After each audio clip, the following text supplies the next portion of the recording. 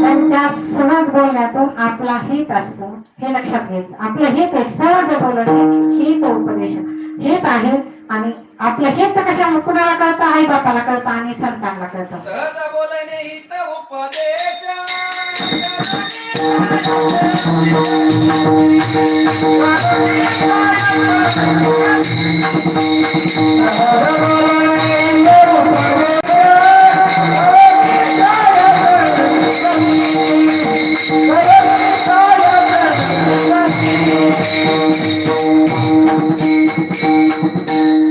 सहज बोलण्यातून हित असतं. आणि हा उपदेश म्हणजे तेच त्यांचा उपदेशही त्याच्यातच असतो. सहज बोलणे हित उपदेश आणि करुणी सायासे शिकवली. कारण त्यांनी सायास करून शिकवलं. आपल्याला स्वयंपाक पुरणपोळीचा आज केलेला आहे, गुढीपाडव्याचा केलेला आहे की नाही? आज सण आहे गुढीपाडवा, 3.5 मुहूर्तापैकी एक सण आहे. आपण पुरणपोळीचा स्वयंपाक करतो.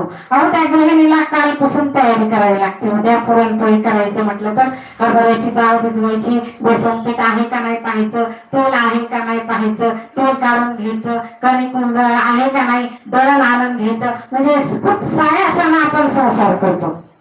करुणी सायास म्हणजे आज पुरणपोळी तेव्हा त्यांना खायला मिळते. त्याच्यासाठी कालपासून त्या गृहिणीचे कष्ट असतात. आणि असे सायास करून संत परमार्थ शिकवतात बरं का.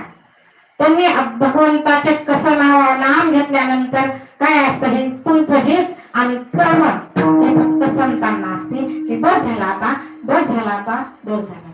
आपणही बस करू आता. आता फक्त प्रेमानं एक भजन करूया. आणि हा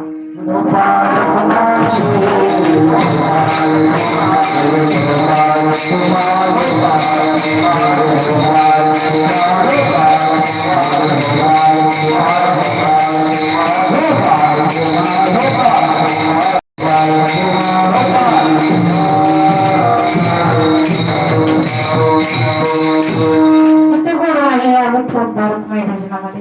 फक्त विठ्ठल विठ्ठल विठ्ठल म्हटलं ना तर म्हणतात हृदय विकार होत नाही. जरा तुम्हाला वाटलं रात्री छातीमध्ये चमक निघायला लागली तर उठा आणि टाळी वाजवा, जोर जोरात टाळ वाजवा आणि करत आहे मुखे विठ्ठल म्हणा. फक्त मुखे नाव म्हणजे विठ्ठलाचं नाव घ्या.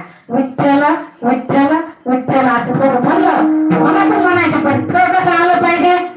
आमचे भाऊ सांगायचे माझे बरोबर मधूनच आलं पाहिजे. तुमच्या भूमी कशी अशी उडं आलं पाहिजे, हृदयात चमकलं पाहिजे. विठ्ठल कुठून शब्द येतो बघा तुम्ही. आणि जर विठ्ठल म्हटलं तर तुम्हाला कधीच एंजिओग्राफी करायची गरज पडणार नाही. टाळ्या वाजवायला एंजिओग्राफी वगैरे आजकाल सांगायला लागले बरं का. आता इथं कुणी डॉक्टर असतील तर तसं काही राग मानू नका. कारण 5 लाखाचा विमा मोदी देत आहेत, मोदी सरकार. म्हणून आपण गेलो आणि मला घबराट होईल आणि दम लागायला म्हणलं की एंजिओग्राफी करा, तुमचे 5 लाख रुपये गेले. पण त्यामुळे किती एक आधोपणा येतो शरीरावर. करू नका असं माझं म्हणणं नाही. वेळ आली तर करावंही लागतं, कुणालाही करावं लागतं. पण तुम्ही त्याच्या आधी संत हेच सांगतात तुम्हाला तिथे जायची गरज नाही ना. हे कधी सांगितलेले? 750 वर्षाखाली सांगितलेले. फक्त विठ्ठल विठ्ठल विठ्ठल म्हणा. होते का पहिले हृदय विकार? होते का पहिल्या लोकांना? होते का हृदय विकार? एंजिओग्राफी होत होत्या का? एंजिओप्लास्टी होत होत्या का? हे आजार अलीकडे आलेले आहेत. आणि का आले तर आपलं आहारही बदललेला आहे. भाजी पोळी याच्याशिवाय जेवण नसायचं. आता तेलकट आणि हॉटेलचे जेवण जे आहे सात्विक आहार आपण सोडून देतो. आजचा पुरणपोळीचा स्वयंपाक सगळ्यांनी घरीच जेवले असतील. किती सात्विक आहार वाटला की नाही?